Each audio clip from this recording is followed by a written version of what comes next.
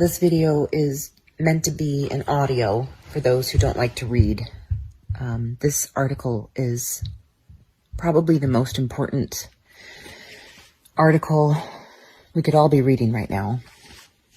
I think it's time to turn off your television. It's time to stop listening to Q. This has never really been about a virus. So I'm going to read this. So if you have some chores or gardening or something you want to do, I just want you to listen to this article because it's that important. In light of the political and economic developments which have transpired since COVID-19 was first declared a pandemic, it is becoming clearer by the day how this public health crisis is being exploited to usher in a new global system of technocratic population control and compliance. We must wake from our stupor and identify what is shaping up to be an incredibly dystopian reality. I invite everyone to consider how in one fell swoop, this pandemic has served as a catalyst for the following: accelerating a multilateral drive toward a global surveillance apparatus and control grid where digital health certificates tied to blockchain technology will be used as a cover for the biometric ID of every vaccinated person on the planet. Scaling the adoption of blockchain technology to lay the global infrastructure for social impact investing, enabling global financiers to use the aggregated data harvested through blockchain's interoperable ledger to efficiently track the impact of their investments and interventions for returns on investment. Encouraging nations to enlist in the UN's E-Government Development Index, that's EGDI, through the rollout of digital IDs, which will not only enable citizens to access public e-services, but more importantly, determine their value as human capital by global financiers. Promoting biometric passports, digital IDs, to manufacture consent for a social credit system, akin to the Chinese technocratic model, which will presage a new era of thought control by managing, monitoring, punitively profiling, and predicting the trustworthiness of citizens through an overarching system of punishments and rewards in a future which will resemble a behaviorist panopticon.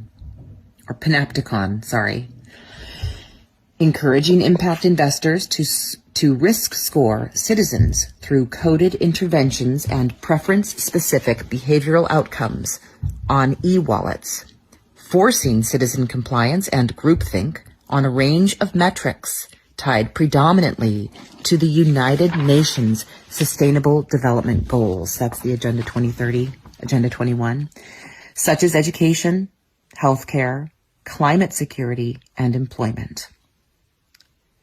Controlling a person's access to strings-attached universal basic income, that's UBI, and social welfare, which will be distributed via blockchain ledgers and conditioned on the compliance with behavior management systems overseen by social impact investors, thus undermining the ability of cryptocurrency recipients to make autonomous economic choices. So crypto friends, this is also for you. Enabling a form of collectivist planning of the world's economy, which will undergo a top-down reorganization by an unelected minority who will seize control of the global means of production, distribution, and ownership.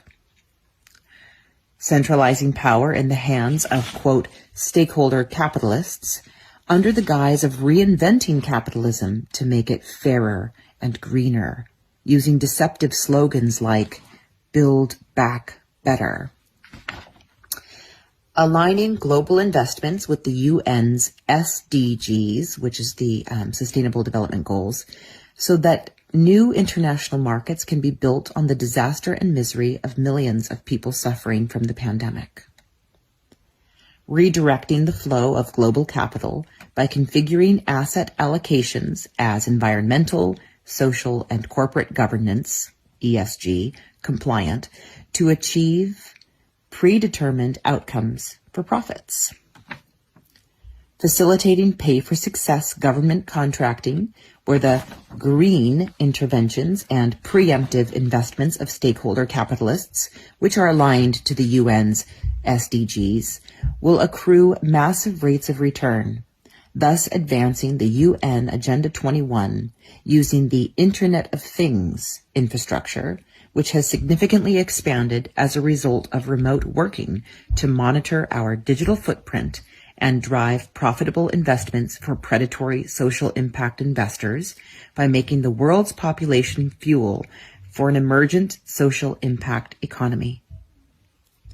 Crafting specific legislation and standards for companies to integrate an impact framework and measurement system within their core operations, which will permit harvesting data extracted from the Internet of Things, not only to surveil the planet, but also establish new markets for vulture philanthropists. Entrusting stakeholder capitalists with managing debt operations and pandemic relief packages as part of an unprecedented fiscal shock therapy, where entire nations risk being hollowed out of sovereignty through global structural adjustment. Exploiting global poverty by shifting the mandate on eminent domain, resulting in the mass confiscation of private property and thus reversing the democratization of home and land ownership, precipitating the greatest transfer of wealth in history, with corporations eliminating competition and aggregating the market share of many unviable small and medium-sized enterprises, which have been driven into bankruptcy. Squeezing the property-owning middle classes who will have little choice but to settle for debt release in exchange for total asset forfeiture in the years ahead. Using the furlough scheme as a phased introduction for a guaranteed basic income to pacify the civil unrest, which will naturally accompany these massive layoffs caused by lockdowns. Narrowing the scope for self-sufficiency by significantly increasing dependence on government subsidies, which will lead to a highly stratified neo-feudal order. Expediting the march toward a cashless society by fueling an enormous reliance on technology, causing the masses to recoil further from paper money.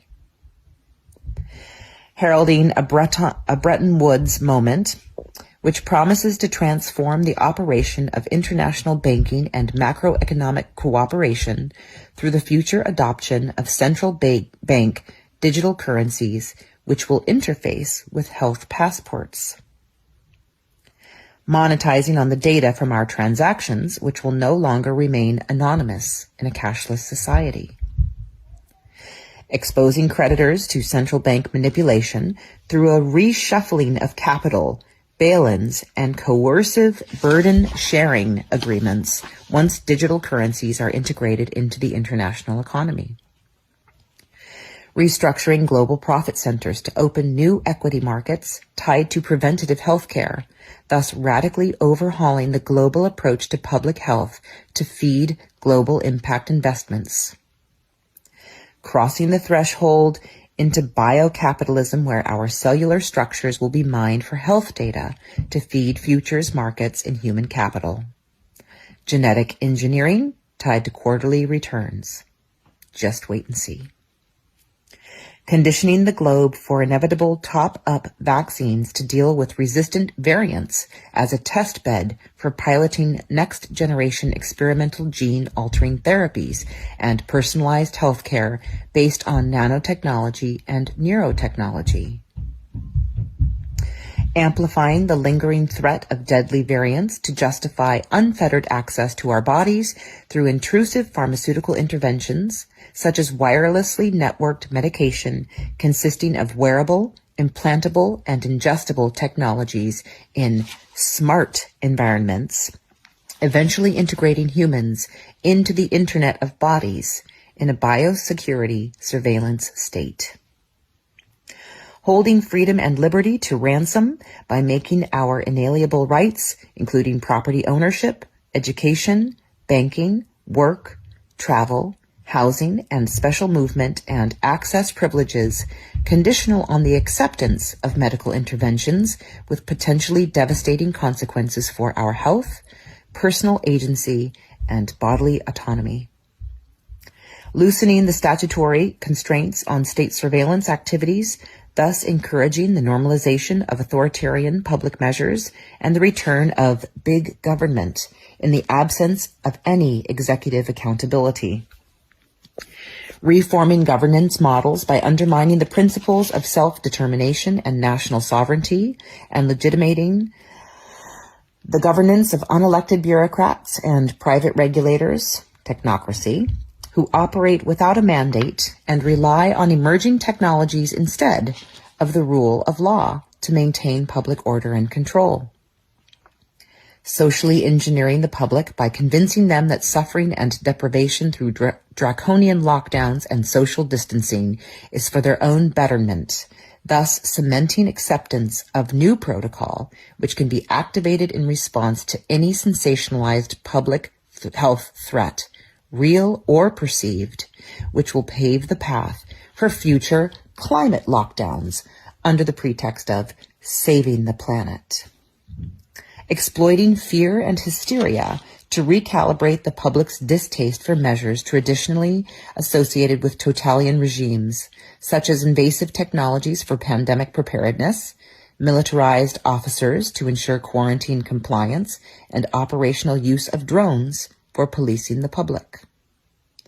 Rewriting the rules of the digital ecosystem by significantly expanding the tentacles of big tech and monopolizing the information pipelines through mass censorship of dissenting voices which do not conform to the mainstream narrative. Suppressing the freedom of association and assembly by prohibiting demonstrations and protests in many parts of the world, thereby criminalizing and immobilizing effectively anything that amounts to collective resistance against this new normal. Destroying the current city space by clearing out offices and non-essential businesses, allowing big tech to restructure entire neighborhoods and rebuild urban centers as carbon-neutral, high-tech digital surveillance panopticons called smart cities, under the benevolent guise of environmental sustainability and public health as part of the UN Agenda 2030. Encouraging the framing of urban planning ordinances and statutes so that cities are controlled by cloud-based applications and embedded sensor networks which can predict the behavior of entire populations through scanning copious volumes of data for behavioral patterns and real-time tracking of citizens. Assigning citizens virtual perimeters in real time, geofencing, inside future smart cities based on biometric data and algorithmic predictions, where GPS coordinates linked to nano-robotic biosensors can track compliance with wearable technologies to alert authorities if non-compliant citizens stray beyond safe areas. Legitimizing the eco-propaganda of green capitalists by stoking mass fears of zoonotic illnesses owing to human activity and in order to drive a wedge between wildlife and rural human settlements. Promoting the World Bank's One Health program by monopolizing the disclosure on decarbonization, as well as containment strategies and preventative disease mitigation for zoonotic illnesses, to justify the uprooting of indigenous people from their territories, thus legislating the separation of humans from nature and paving the path for the annexation of rural settlements. Advancing agendas like the New Deal for Nature in the name of biodiversity to move rural inhabitants into mega housing complexes, vacant office spaces, abandoned retail floors, and devalued properties, all of which have been induced by lockdowns. As part of an urban desensification strategy to integrate the masses into algorithm-driven public spaces and controlled habitation zones in future smart cities for full-spectrum surveillance, resulting in the mass land theft of original inhabitants. Incentivizing agribusiness and tech giants to transform and privatize the global food supply system and push plant-based synthetic meats as part of the green farming agenda pursued by climate cultists, which will decimate regenerative meat and dairy farming practices and displace entire livestock farming communities. Ushering the growth of a digital platform economy where tech titans are the primary beneficiaries of the seismic changes and disruptions in the way we trade, work, and socialize. Diminishing the footfall of traditional brick and mortar businesses and institutions through social distancing and lockdowns in order to change the muscle memory of consumption habits and consolidate the gains of online business giants. Restructuring employment protocols in a way that minimizes human contact in order to accelerate the relentless march of workforce automation, which will be touted as not only more scalable, but also safer and greener in a world threatened by viruses and environmental crises.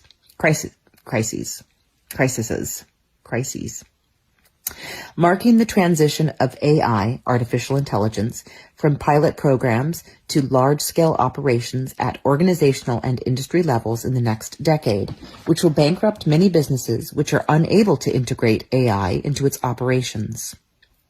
Propelling the role of disruptive technologies leading to the dramatic downsizing of the global workforce, which will threaten hundreds of millions of blue and white-collar jobs, resulting in the greatest and fastest displacement of jobs in history. Yes, that's coming.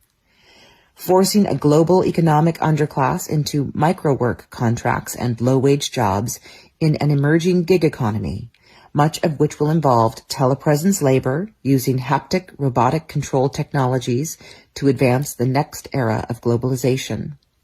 Promoting a social distancing and lockdowns as a safer, cheaper, and greener means of reimagining business models to fuel dependency on digital innovations and e-strategies.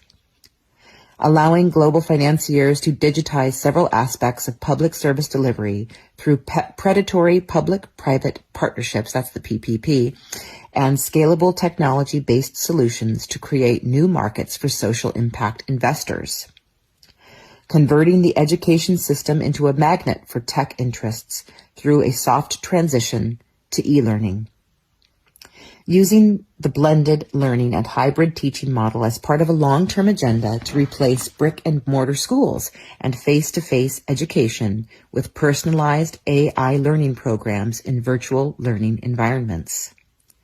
Feeding children to deep learning algorithms via smart learning platforms to harvest their cognitive behavioral data and soft skills such as social emotional intelligence through a blockchain credentialing system, using coded nudges and smart badges to ensure they only acquire the skills which social impact investors deem desirable for maintaining the planned economy.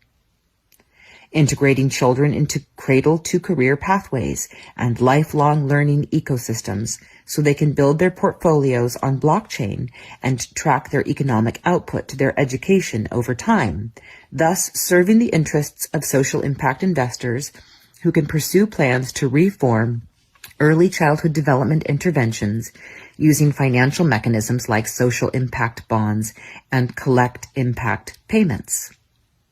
Promoting smart learning platforms to determine workforce preparedness for future generations who will be competing with an international workforce for remote, on-demand, artificial intelligence-assigned work in a gig economy.